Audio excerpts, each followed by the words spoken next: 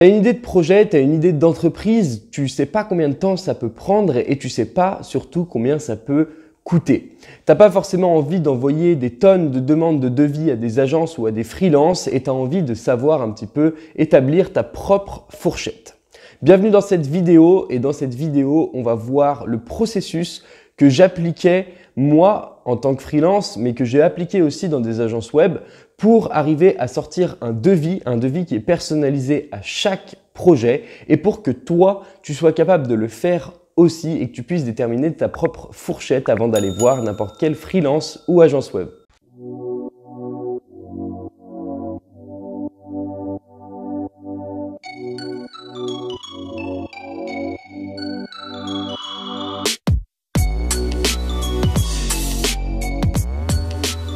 Bienvenue dans cette vidéo. Si tu la regardes, c'est que tu as envie de comprendre comment ça fonctionne, comment on arrive à calculer un prix et pour que tu sois capable de toi établir ta propre fourchette pour chaque projet que tu auras en tête. Dans cette vidéo, on ne va pas parler de chiffres, on va parler d'un processus entier que je déroulais moi personnellement en agence web ou en tant qu'indépendant, mais on va l'adapter aussi à toi pour que tu sois capable de le faire. Donc le process général, c'est que nous, on recevait un client, un prospect du moins, et on essayait tout d'abord de comprendre son besoin.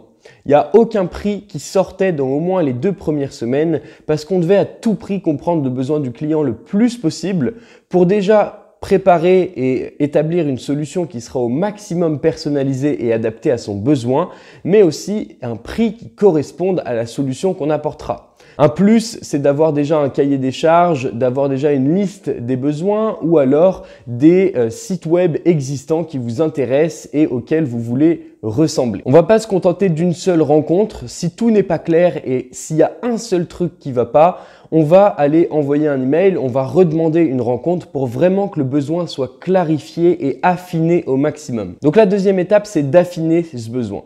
Une fois que le besoin est affiné, qu'on a complètement compris l'intégralité du projet, on va passer à la rédaction d'un cahier des charges où on va vraiment lister tout ce qu'on a compris. Ce cahier des charges, on va l'envoyer à notre prospect pour qu'il nous le valide et une fois qu'il l'a validé, on va pouvoir passer à l'étape suivante qui est la rédaction de la solution qu'on va proposer à notre prospect. Pour établir cette solution, on va rentrer en relation avec des personnes qui sont peut-être un petit peu plus techniques si on n'a pas forcément les connaissances et on va vraiment essayer de proposer la meilleure solution possible par rapport aux besoins mais aussi par rapport au budget du client. Il y a souvent plusieurs solutions qui sont possibles en fonction d'un besoin, mais souvent la solution se dessine surtout par rapport au budget que le prospect nous avait annoncé depuis le début. Une fois qu'on a établi cette solution, qu'on l'a présentée au client, qu'on l'a potentiellement peut-être adaptée et qu'il l'a validée, on va passer à un planning. Le planning, il va nous permettre de savoir combien de temps ça va prendre pour réaliser l'intégralité du projet. Généralement, on va faire une fourchette basse et on va faire une fourchette haute. C'est-à-dire qu'on va faire une fourchette où vraiment on va pouvoir aller vite, où on n'a aucun problème et où on réalise le projet en 5 jours par exemple. Et on prévoit au maximum tous les problèmes qui peuvent arriver dans ce projet et peut-être qu'on aura une fourchette basse à 5 jours et une fourchette haute à 12 ou 13. On va tirer une moyenne et on va la multiplier par notre taux journalier. Généralement, nous, on se vendait entre 300 et 400 euros la journée et on va multiplier ça par environ 8 ou 9 jours fois 300 euros et on arrivera à un prix de base. À ça, on pourra potentiellement ajouter des frais qui sont liés à la réalisation du projet. Ça peut être des frais de transport, ça peut être des frais de serveur, ça peut être des frais liés au thème qu'on va utiliser et plein d'autres frais qui peuvent rentrer en compte. Mais la grosse base est calculée surtout par rapport au taux horaire du ou des développeurs qui vont travailler sur le projet. Maintenant, tout ce process, on va essayer de l'adapter au maximum à toi, à ton projet et à ce que tu peux faire. Le point positif déjà, c'est que tu n'auras pas besoin d'interaction avec un développeur, avec une équipe, avec une agence, parce que tu seras tout seul pour établir ton besoin. Le point négatif, c'est que tu n'as pas forcément les compétences techniques et qu'il va falloir faire pas mal de recherches pour, de ton côté, savoir combien de temps ça peut prendre pour pouvoir en sortir une fourchette. Tout d'abord, la première étape, c'était la compréhension du besoin et l'affinage. Tu vas devoir comprendre toi-même ton propre besoin. Tu vas vouloir un site web, un site de mise en relation. Je ne sais pas quel site tu vas vouloir, mais il va falloir lister toutes les fonctionnalités que tu veux sur ce site. Va falloir aussi lister les fonctionnalités qui sont difficiles à réaliser, ou du moins les fonctionnalités les plus compliquées. Dans des fonctionnalités simples, on a juste un site vitrine statique, afficher des images, afficher du texte, mettre des jolis boutons. Ça, c'est des fonctionnalités qui sont simples. Après, on peut avoir des fonctionnalités qui sont un peu plus compliquées, comme une connexion, inscription d'utilisateur, comme insérer un chat, comme mettre du paiement sur ton site, créer une interface administrateur sur laquelle tu pourras interagir avec ta plateforme, créer un dashboard, géolocaliser tes utilisateurs et j'en passe. Tout ça, il va falloir le lister et il va falloir faire tes propres recherches sur le temps à peu près de réalisation de chaque fonctionnalité.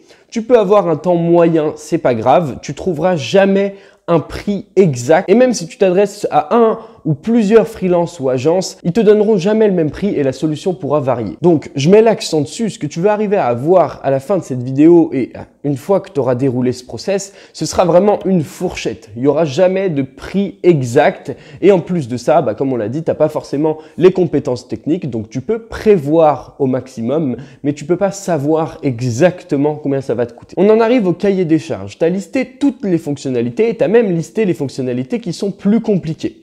N'oublie pas de prévoir qu'au début, il faut établir son environnement et créer toute l'architecture du projet et qu'à la fin, il faut mettre ton projet en production. Et peut-être qu'au milieu aussi, il faut tester ton projet. Donc, la réalisation d'une fonctionnalité, comme l'inscription de tes utilisateurs et la connexion, elle va être réalisée, mais il faut aussi prévoir le fait de l'intégrer à ton projet, de la tester et de la mettre en production derrière. Et tout ça, ça prend du temps. Sur ton cahier des charges, tu vas simplement récapituler toutes les fonctionnalités que tu as listées et tu vas expliquer un petit peu pourquoi tu les veux, comment tu les veux et à quoi tu veux qu'elles ressemblent. Tu peux du coup lier à ça un wireframe ou des maquettes. Comme ça, ton besoin, il sera vraiment clair et si tu le donnes à quelqu'un, il sera au paradis parce que tu vas lui mâcher son boulot et du coup, ça te reviendra moins cher d'une part et en plus, tu établiras une meilleure relation avec l'équipe avec laquelle tu vas travailler. Passons à la solution et au planning. Maintenant, tu as listé toutes les fonctionnalités, tu en as fait un cahier des charges qui est clair où tu expliques vraiment ton besoin, le contexte de ton projet et toutes les fonctionnalités que tu veux y intégrer. Un petit plus si tu as fait un wireframe ou une maquette parce que alors là vraiment tu sais exactement ce que tu veux, tu as pu l'adapter avant même de l'avoir codé. Le cahier des charges, c'était vraiment l'expression du besoin détaillé. La solution, ça va être le résultat final auquel tu peux arriver. C'est pour ça que la maquette et le wireframe, c'est un peu la partie transitoire entre le cahier des charges et la solution. Il faut que les moindres détails soient bouclés parce que dans tous les cas, un bon développeur, si tu contribues avec lui, il commencera jamais ton projet si tout n'est pas clair, net et précis et bien détaillé dans le cahier des charges, dans tes maquettes et dans la solution que tu veux. Une fois que ta solution elle est claire, il va falloir passer à un planning. Tu peux faire un diagramme de Gantt, je te mettrai la photo juste ici, où tu vas pour chaque fonctionnalité lister le temps que ça peut prendre. Tu peux faire encore une fois des fourchettes basses et des fourchettes hausses. Si tu prends l'exemple du diagramme de Gantt, il va falloir surtout lister les fonctionnalités par ordre d'importance. C'est-à-dire que tu as des fonctionnalités qui ne pourront pas être réalisées avant qu'une fonctionnalité soit finie. Et tu as des fonctionnalités que tu pourras peut-être même attaquer en même temps. Donc tout ça, tu vas le lister et tu vas obtenir un planning. Un planning qui va te donner un nombre de jours. Tu vas arriver sur, on va dire, 12, 13, 14 jours en moyenne. Il va falloir que tu le multiplies par un prix moyen qui est environ 350 € la journée. Sache que même si un développeur ne se facture pas à la journée, il se servira de son taux horaire et de son taux journalier pour te calculer un prix global et personnalisé pour ta mission. N'oublie pas de prendre en compte les périodes de test, les périodes de mise en production, les périodes de réflexion même potentiellement des équipes, de la base du projet, de toute la structure du projet, la création du schéma de base de données par exemple si tu en as besoin. On en arrive à la fin de cette vidéo. Sache que chaque projet est différent, tu t'en doutes, et il faudra répéter ce processus à chaque nouveau projet que tu auras. L'avantage de dérouler ce processus, c'est si tu le donnes à une agence ou à un freelance, tu vas vraiment leur mâcher le boulot, faciliter les relations que vous allez entretenir et ils vont vraiment t'intégrer au maximum dans le projet. Le deuxième point positif à faire ça, c'est que toi, tu sauras exactement ce qu'il faut faire pour réaliser ton projet et si tu n'as pas forcément le budget, tu sauras étape par étape ce qu'il va falloir apprendre et réaliser pour arriver à ton but et pour réaliser ton projet par toi-même. N'oubliez pas que si vous soumettez votre cahier des charges à un freelance, à plusieurs agences même, vous ne tomberez jamais sur le même prix. C'était Thomas, c'est toujours un plaisir. N'oubliez pas de prendre votre petit cadeau juste en bas de cette description qui vous aidera à mieux comprendre l'environnement du web et du coup mieux récapituler vos besoins. On se voit dans une prochaine vidéo et à très bientôt.